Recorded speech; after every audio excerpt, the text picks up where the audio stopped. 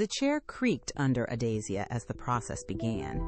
Each morning, her mother worked with rhythmic precision, pulling strands tight to lock Adasia's beads into place. Each movement was deliberate. Adasia could feel the tension move across her scalp as a new section was gathered, twisted, and bound. The weight of the hair was constant, a heavy pressure pulling her head slightly backward with every finished knot.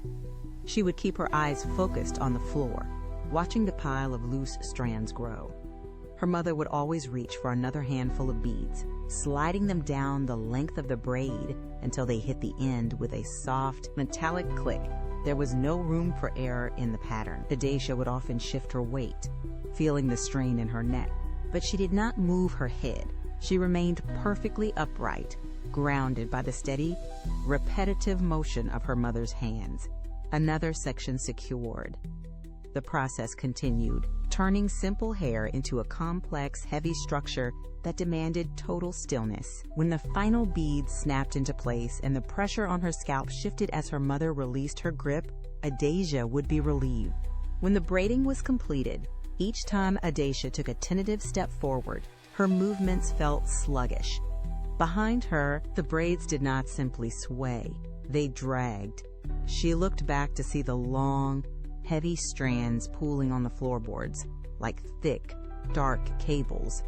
Every time she lifted a foot, the hair tugged against the floor, creating a persistent, scraping resistance that anchored her to the spot. She tried to turn toward the hallway, but the trailing length caught under the leg of the wooden chair, forcing her to stop and physically wrench the mass free. The braids were no longer a style. They were a tether. She walked slowly, listening to the rhythmic thud of the beaded ends hitting the ground with every stride. It was a heavy, deliberate sound. She adjusted her posture to compensate for the weight, but the hair continued to pull at her, dictating the pace of every motion she made across the room. Adasia reached for the doorknob, eager to leave the stifling air of the bedroom. She turned her body, but the movement was too sharp. One of the long braids swung wide, catching the edge of the doorframe. She pulled forward, expecting to step into the hallway, but her momentum vanished instantly. The hair held firm, pinning her against the wood. She yanked back, trying to free the trapped section, but the beads jammed deeper into the crevice of the frame. "Ouch!" she screamed. She was effectively tethered to the house itself, unable to move until she could painstakingly untangle the mess. Finally, it released her. Adasia's best friend, Ashley, was celebrating her birthday. Ashley's backyard was surrounded by shouting voices and stomping feet. Adasia stepped onto the grass, her shoulders tight. She moved slowly and tried to steady herself as her hands reached back every few seconds to gather the trailing weight of her hair. Adasia constantly scanned the ground for chair legs or stray toys that might accidentally hook into her beads. A low garden fence blocked her path toward the center of the yard. She stopped and flung the heavy mass of braids over her shoulder, feeling the strain pull at her neck as she stepped over the wood. She landed on the other side and quickly let her hair drop. Adasia explored areas away from the party, seeking an open space where the ground was clear. She needed to be away from the moving feet. She stayed close to the fence in the yard. Adasia watched the crowd as she stood in the shade, still grasping the ends of her hair to keep them untangled. The noise of the party began to fade as she moved further into the corner of the yard. She leaned against a wooden post and finally released her grip on the heavy braids. They landed at her feet. Adasia suddenly spotted a gigantic, swirling display of color. She squinted, picking out the little details, and in the very center, bobbing slightly above the rest, hung a single lemon-yellow balloon. Its surface caught the afternoon light, and that was all Adasia could see. Balloons glowing with a soft, bright yellow intensity that stood out against the chaotic backdrop of the party. She pushed herself away from the post and took an unsure step forward. The ground felt uneven, but she was determined to reach that beautiful yellow balloon. It looked so light, weightless, and free. Adasia's desire for that one simple floating object drew her closer to the center of the yard. She reached the base of the balloon display and stood on her tiptoes, stretching until her muscles ached. The yellow balloon hovered just inches beyond her reach. She lunged forward, fingers splaying wide to catch the thin, curling ribbon. Her skin grazed the plastic, but it was slick with heat and friction. She tried again, pinching her thumb and forefinger together, but her grip faltered. The ribbon flicked away, snapping back like a whip. As she lunged to recover it, her own hair swung forward with the momentum. A stray bead caught the edge of the ribbon, sliding into a loop. She tried to pull her hand back, but the ribbon tightened, twisting around the heavy braids.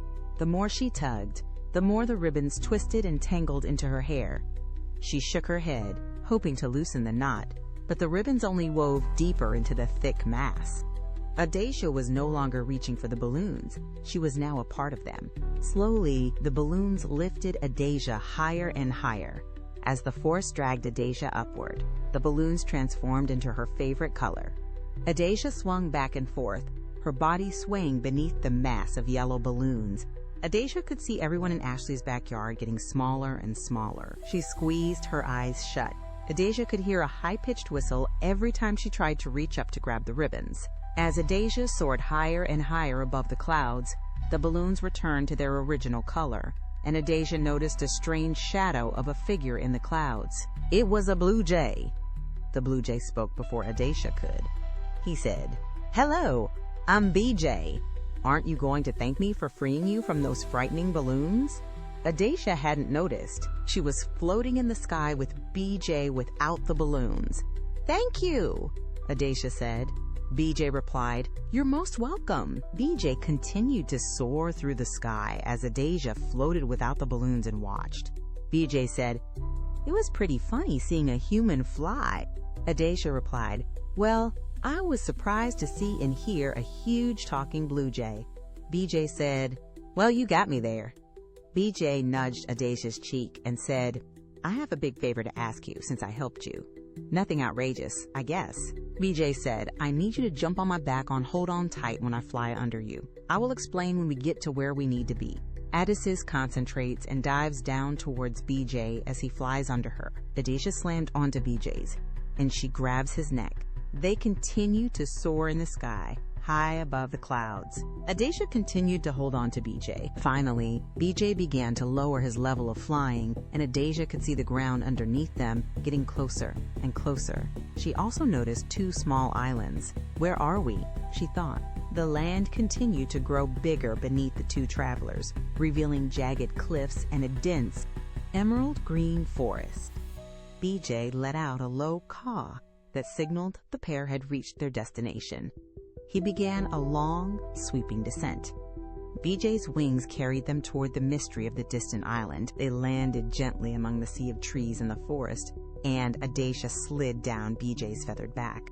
Adasia began to explore the wonders of this mysterious place. Everything was so small. Adasia's towering presence in this tiny world fascinated her. BJ gently warned her, "Have fun exploring. I have to find someone very important. Step carefully." Adasia did just that. Adasia wondered where the people were on this island. The silence of the island was broken by a rhythmic tapping. From behind a cluster of pebblestone buildings, a small procession emerged. One large man in a top hat, followed by tiny people, moved with a hurried, jerky precision, their feet clicking against the packed dirt paths. Adasia remained motionless, afraid that a single step might topple their homes and frighten them. The tiny group stopped, turned, and noticed Adasia right away. The taller man in the top hat stepped forward to the giant Adasia. The man in the top hat looked up, and up at Adasia. He cleared his throat, trying not to sound fearful. Hello, giant girl. You, ma'am, are you lost?" He continued studying Adasia. He wondered if she would be a threat against the people on the island. After all, he was the mayor. He cleared his throat again. "Did you arrive from the sky?" the mayor asked. Adasia knelt down to better hear him. The mayor continued, "We have waited so long for someone who could reach across our great divide and connect us to the other island." He gestured behind him toward the center of the village, his hand trembling. "Our world is broken. A great storm divided our land, and some of our families are far away on the other island. The mayor added, "We need a way to reach our families on the other island before the it divides even more." The mayor stared at Adasia's long, beaded braids, and Adasia wondered where BJ was. The mayor asked Adasia to follow him. They walked until they came to a chasm so wide that the houses on the far side appeared as specks in the distance. The mayor's voice trembled. "Mothers cannot reach their children. The elders are trapped away from their homes." The mayor's voice trailed off. He stopped abruptly. A great fog appeared as the mayor fixed his gaze onto Adasia's braids again. He then turned and walked the edge of the divide, measuring the distance with his eyes. He turned to Adasia and said, "I observed the density and the length of your lovely beaded braids. They are firm, tightly woven, and have durability that our own materials lack." He stepped into her shadow, his tone becoming insistent. "To save our families, we need a bridge that will hold against the wind and the pull of the abyss." The mayor continued, "We need the fibers you carry with you, but I do know that to cut them is to lose a part of yourself. It would be a much appreciated sacrifice." Adasia's fingers rose to the back of her head, tracing the thick, heavy strands that had been with her for as long as she could remember. They were solid, dense, and anchored to her. Time stood still. "Where is BJ? Is this why he left me here?" she wondered. Across the gap, Adasia could clearly see the tiny inhabitants of the island stood as they stood in rows, their faces upturned toward her in a silent, collective plea. The weight of her decision pressed harder than the gravity pulling at the cliffside. Adasia closed her eyes. Every passing second felt like a physical burden. She was torn between her own comfort and saving an entire civilization. Her hand tightened on one of her braids, the fibers unyielding and rough against her skin. She looked across the void one more time. Adasia closed her eyes again and tilted her head forward, nodding her head yes to the mayor. The sun returned, bringing light and hope back to the islanders. The mayor moved with determination and without hesitation. He climbed a nearby stone pedestal, raised a jagged sword, and began to chop at one of Adasia's precious and lovely beaded braids. Adasia felt the skin on her scalp stretch with a sharp tug at her roots. The sudden loss of weight caused her to stumble forward, her balance completely altered. The constant drag and pull she had lived with vanished instantly. She stood taller, her neck muscles relaxing as the pressure subsided. The weight was gone, replaced by a strange, airy lightness that rippled through her. She looked down at her braids on the grass, realizing how one braid had become a tool that saved the islanders. The mayor and some tiny islanders were able to stretch the massive, strong, and durable braid across the crater that divided families and friends. It became their bridge of hope. The braided structure was immovable as the island mayor anchored it with several tiny workers on his side of the broken island. Adasia sacrificed a few more braids to make the bridge even stronger. The mayor stepped onto the long, braided bridge. He hesitated, testing the surface with his boot. He took another step. The braided bridge held firm under his weight. He broke into a run. The mayor's wife was waiting for him on the other island. They collapsed into a long-awaited embrace. A roar of cheers erupted from the dark canyon walls to the lively, plush green grass and trees. Several islanders looked up toward Adasia, their tiny arms waving in acknowledgement and gratitude. Adasia waved back and smiled. She felt the heavy burden of the adventure lift, leaving behind a quiet peace. She then realized that BJ had purposely disappeared, leaving Adasia to contemplate the mayor's request of her on her own. Abruptly, the adrenaline rush that had fueled her across the canyon faded away, leaving her feeling a sudden heaviness. Adasia took a step, then another, but the ground seemed to tilt beneath her. She looked for a place to rest. A patch of soft, mossy grass near the edge of the clearing caught her eye. She lowered herself slowly, her knees hitting the turf with a dull thud. The grass was cool against her palms. She curled her legs toward her chest, pulling her body into a tight ball. The need for rest overpowered her. Above her, the sky on the island was shifting from a bright midday gold to a muted twilight blue. The sounds of the villagers, once frantic and loud, had settled into a low, steady murmur that drifted over her like a lullaby. They were settling in for the night, happy, and reunited again. Adasia rested her head on her folded arms. Her eyelids grew very heavy. The weight of them was impossible to fight. Adasia was tired, homesick, and so sleepy. As she drifted into a peaceful slumber, the stillness her dreams was shattered by a sharp, violent vibration. It started in the ground beneath her and traveled instantly through her spine. Adasia gasped, her eyes snapping open, but the world she saw made no sense. The soft, muted colors of the tiny island sky were tearing apart. They smeared like wet paint, swirling into streaks of blinding white and harsh, unfiltered yellow. She tried to reach out, to steady herself against the ground, but the earth beneath her palms felt wrong. It was no longer the soft, mossy turf from the tiny island. It was rocky dirt, thick with the spiky feel and fresh smell of grass clippings, and the sound of distant chatter. The sound of the tiny villagers had vanished. It was replaced by a sudden, overwhelming roar of voices, footsteps, and the rhythmic thumping of music. She felt her body lurch, as if she were falling upward, gravity losing its grip on her senses. The blur intensified, spinning her vision until the horizon tilted and collapsed. Adasia sat upright and struggled to adjust to the direct glare of the afternoon sun. The island was gone. It had been replaced by her best friend's backyard. Immediately, Ashley, Adasia's best friend, rushed to lend Adasia a hand. Ashley gripped her sneaker, pulling downward with sudden force. She tipped, her shoulder hitting the turf. Ashley stood over Adasia, her face a mask of concern. "You fell," Ashley said, her voice cutting through the ringing in Adasia's ears. Adasia ignored her and fixed her gaze across the backyard. Adasia was so confused, and her head swimming. She looked at the party guests, then back at Ashley's worried face. Adasia stood up, and her eyes darted between the trees and the fence, searching for a trace of the bluebird that had taken her to the mysterious tiny island. Adasia kneeled to the ground again, searching for the phantom weight of the ribbons or the texture of the tiny island grass. It was nowhere to be found.